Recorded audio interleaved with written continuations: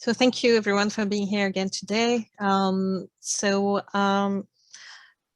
would like also to share, for transparency purposes, I declare that I'm also CEO of ZAM Scientific Solution.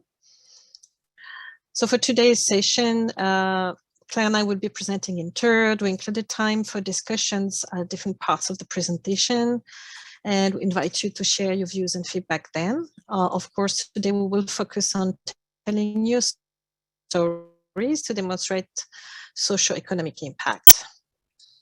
So we'll first mix up the groups and start again with the networking activity. It is really important to get to know the community, and we can help each other learn how to demonstrate impact.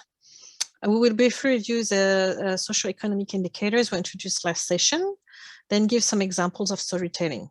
We'll talk about the importance of telling your story and knowing your target audience, and then we'll look at some case studies, and we will wrap up with some tips on how to make good videos. So without further ado, we can move to the first icebreaker networking session for 15 minutes.